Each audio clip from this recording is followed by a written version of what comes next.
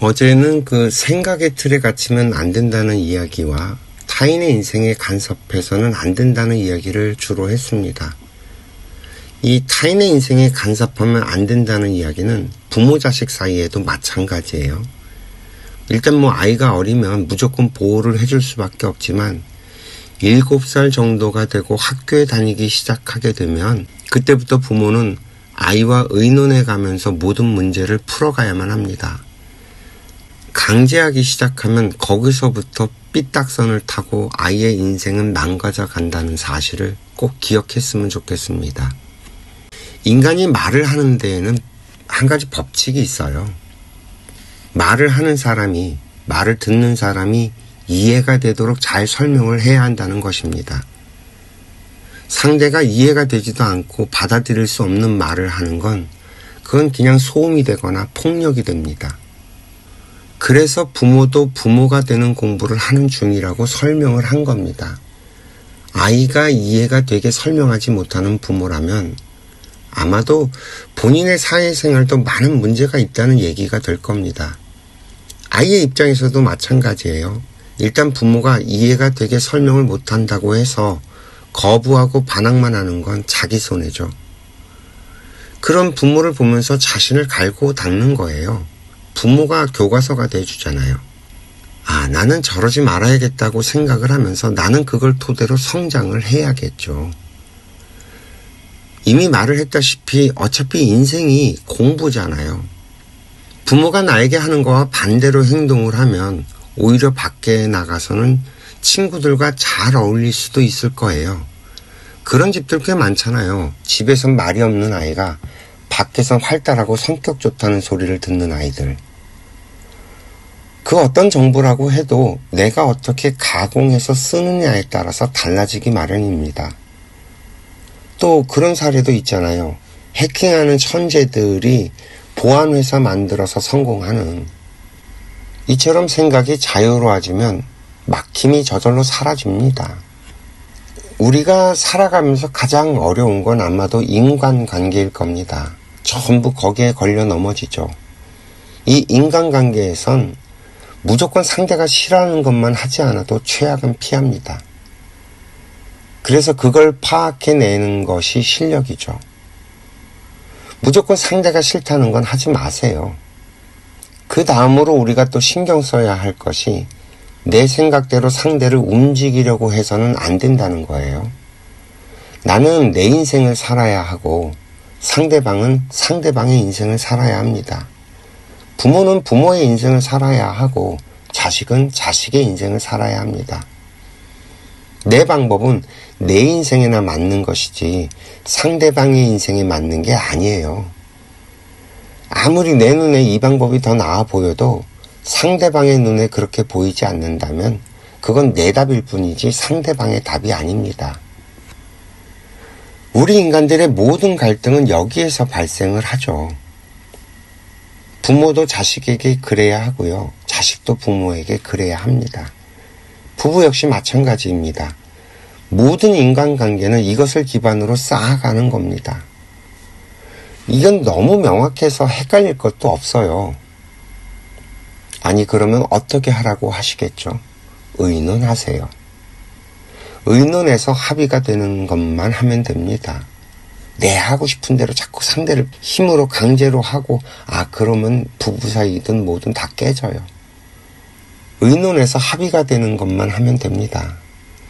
우리는 부부 사이를 이렇게 만들어내야 하고요. 부모 자식의 사이도 이렇게 만들어내야 합니다.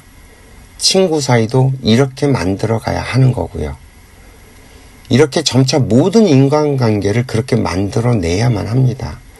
그래야 실패하지 않고요. 그리고 이때 하나 더 알아두면 유용한 꿀팁이 있습니다. 안전한 거리를 찾으세요. 인간은 별과 같습니다. 서로의 안전한 거리가 있죠. 너무 가까이 붙어버리면 폭발이 일어나고 서로 깨져버립니다. 이 별이 만들어질 땐 그렇게 융합을 하면서 만들어져 가지만 이미 별이 다 자라고 난 뒤에는 각자의 거리에서 운행을 합니다. 태양계를 한번 상상해 보시면 되죠. 지구가 태양 가까이 가면 어떻게 되겠어요? 어떤 행성이라도 조금만 이탈이 일어나면 태양계 자체가 운영이 되질 않게 됩니다. 마찬가지로 우리 인간들은 모두 각자의 인생을 살아가는 중입니다. 저마다의 궤도가 있다는 말인 거예요.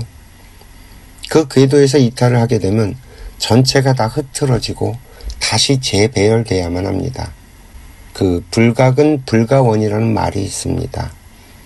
너무 가까워져서도 안 되고 너무 멀어져서도 안 된다는 뜻이죠. 우리의 인간관계가 그렇습니다.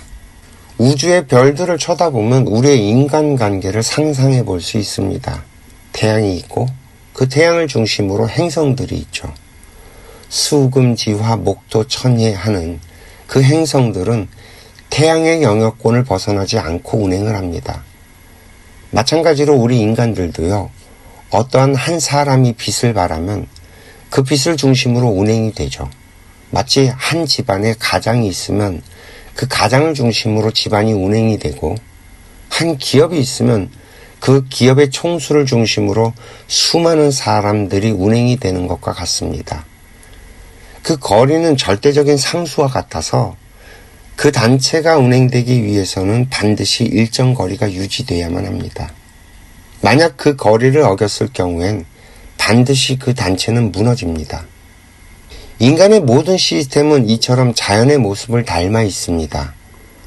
평등은 각자 그런 존재로 태어나서 자신의 인생을 살아가는 것이 평등이고 각자 자신의 거리에서 자기의 역할을 하는 것이 평등인 것이지 서로 자기가 태양이 되겠다고 나서는 것이 평등이 아닙니다.